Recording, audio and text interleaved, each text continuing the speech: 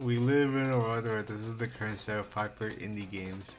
Banban doesn't work properly for me, in order to attribute this factor as being my own fault for not the necessary spec of the game. However, Banban's marketing for their merch store and plain sequel, not even 2 days after the initial game's release, is Vassal is being struck full force in the back of the skull with a cast iron skillet.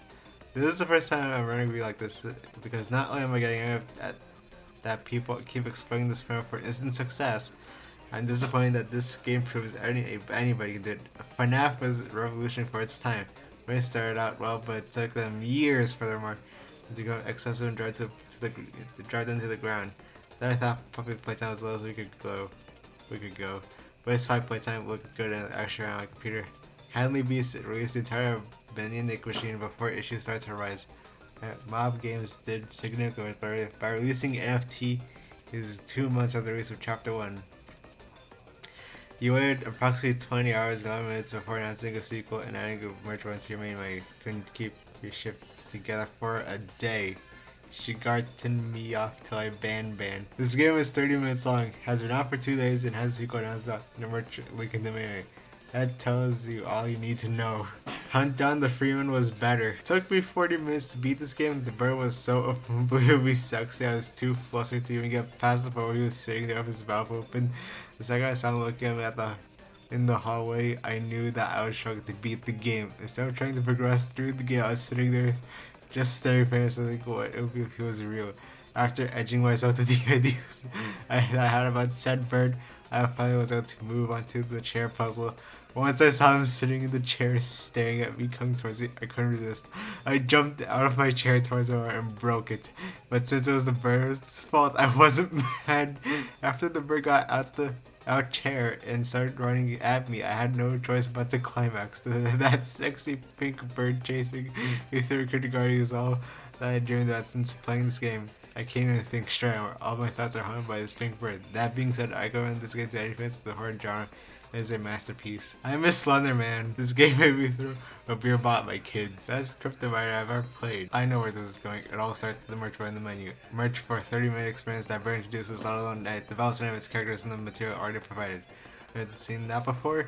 Mr. Joe in these kind of projects, I've heard of public mascot based indie horror games. Sure, it seems like a fun game, but brings nothing new to the table. Of course, video games don't have an obligation to be different or innovative, but come on, it's not to be profiting off an oversaturated game genre that has perfected for it to make its way to popular Let's Players channels.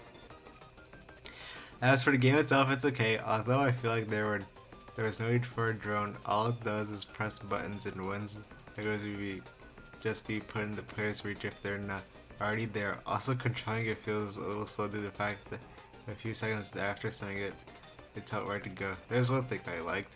During the chasing, I liked how the bird stops and just stares at you. It's chilling. That makes me wonder whether it tends to kill or not. I didn't even notice it at first because I was supposed to press the button next to me to escape it at first, but because I was busy wondering what the bird's gonna do, and also the button was not good until the bird stops on the platform, so it just kind of waits there until you start running from it, lol.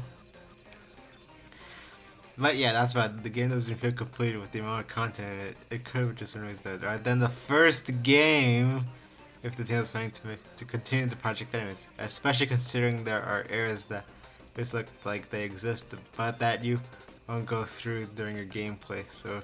So it doesn't make much sense to me that they're making a sequel when this game feels incomplete. Ask the Pokemon devs. Can't impregnate Jumbo Josh. The word soulless does not begin to describe the suffering to God. Marketing this as a game is insult to not only the industry itself, but every single developer who tries their hardest, making their own passion projects only to be released and met with little to no sales. I forced myself to taint my library with a hasty throw at a water of lemon, and sat there grimaced when I had downloaded around for the sake of writing this review.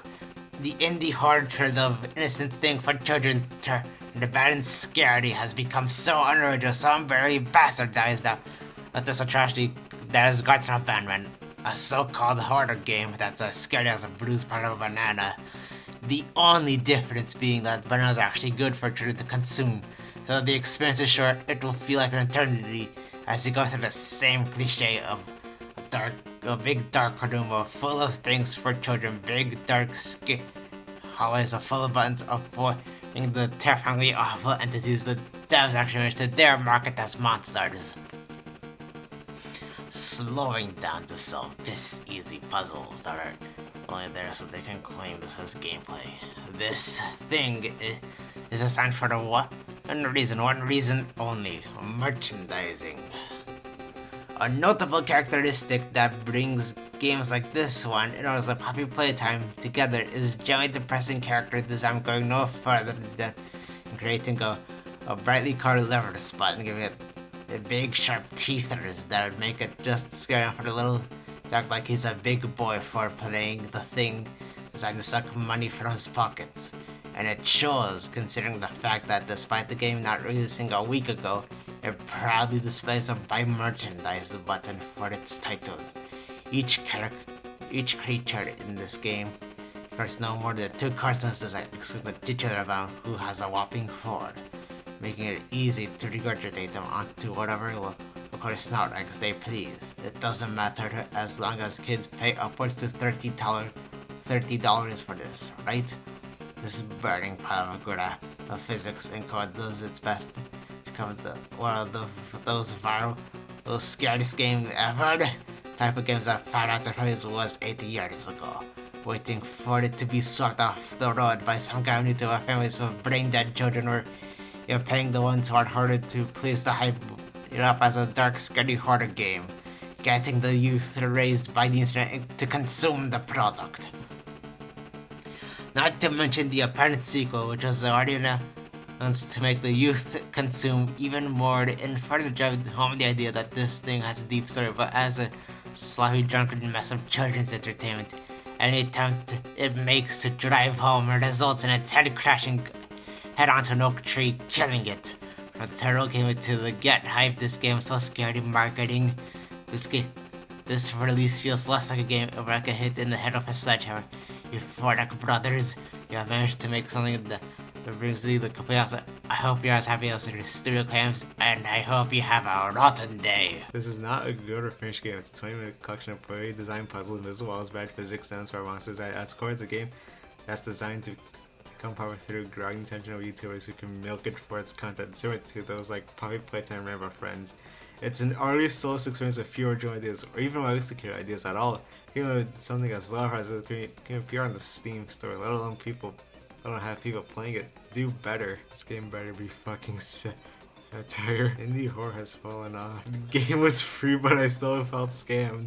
This game is much better when playing press when than playing on, not because it's scary, but because its glaring issues are much funny listening when you have girlfriends watching you play and joking around with you. Banban paints a bleak picture of modern indie horror. This isn't the slight against the 2 brothers who made the game. Encourage them all the more to follow their passion and prove their craft, but the very best goals was for the game to get picked up by major YouTubers who stream it for nights and mostly for children. That's why it's so squeaky clean, for lack of a better term. The game is meant to appeal to the YouTube who've been to appeal to younger audience who will become dedicated that will buy the merchandise. The nature of this game is not to be good or scary or multiplayer. Keep that in mind as it explains a lot of negatives the game has. The issues with the game start the second it boots up. The very first things you see, along with the typical settings has a link to the upcoming second game on the bottom right and a link to its merchandise store. And as I just mentioned, the only objective of the game is to sell merchandise. When you start a new game, I notice that is how dark the game is. Even with the brightness turned all the way up, it can be extremely difficult to see objects. You need to find buttons you need to press. The only little bit of light I got for some reason only comes from fluorescent lights, and only when you're looking at them. They do not light up objects below them and do not light the rooms in the slightest when you look away. When the game is extremely dark, it is too bright for a horror game. Aside from the weird lighting glitch, the game lacks any strategic lighting to create suspense or to make the very blended environments a little more interesting. The door was opted to make the game extremely dark because no light equals scary. Another bug I experienced was the textures. For some reason, some textures that were supposed to be PNG with a transparent background have a same transparent color Or I wasn't supposed to be there. Also noticed after I finished the game that the PNG logo for the game on the main menu had become really crunchy for some reason. The textures for models were not that great for kindergarten, which the game takes place in. The events were not interesting besides maybe the playground room. The game is full of scripted events. The only somewhat non-scripted event is when the bird is chasing you, but since this room is so small, you're permitted to go in one direction, it might as well be a scripted event. This makes repeat playthroughs not interesting. There's no way any playthrough can vary in the slightest, and for a game this short, you could consider it a technical down. That hurts it a lot. There's no reason to play this game a second time. I know there are short for games like Iron Lung, but those games excel in immersing the player as I have established with lighting and very generic scripted events, this game does not excel in immersing you. While the drone is an interesting concept, I found it more ridiculous than anything that you had a drone for some reason. It was an absolute chore to go through doors because it collided every single pixel on the very edge of the hitboxes. It was confusing to figure out and hard to use. The bird was hilarious. Majority of the time I spent playing, I was goofing off with the bird, seeing it would jump scare me if I was in a moving platform trying to lead it out of the playground and chase me around the kindergarten. I was right, by the way. The bird is your only opponent and your only threat for a very brief period. I talk about maybe 40 seconds, probably less. The stakes any crime of tension built up during 90% of the game dissipate. The second is there is no threat. There is nothing stalking, nothing keeping you take your time, nothing pushing you for getting puzzles wrong. Can't get any of the puzzles wrong, so I guess that's out the window. Cartoon Banban is viral games like 5 Time Rare Friends, which appeal to young children on YouTube and who will buy merchandise, exist, know it, and lacks any passion or soul. Polygons. Graphics. You forgot what reality is. Beautiful. No, it's bad. Gameplay? Watch paint dry instead. Audio? Not too bad. Audience? Kids, teenagers is stretching it a bit. Fees requirements? Check if you run paint, material decent, fast. As nice as they have a spare computer. Difficulty? Easy. Grind? There is nothing to grind. Story? There's some more. Game time? Short. Price? It's free. Got bugs? Can get annoying. 4 out of 10? Actual insult to all horror games. Agreed. Steam needs to ban this game.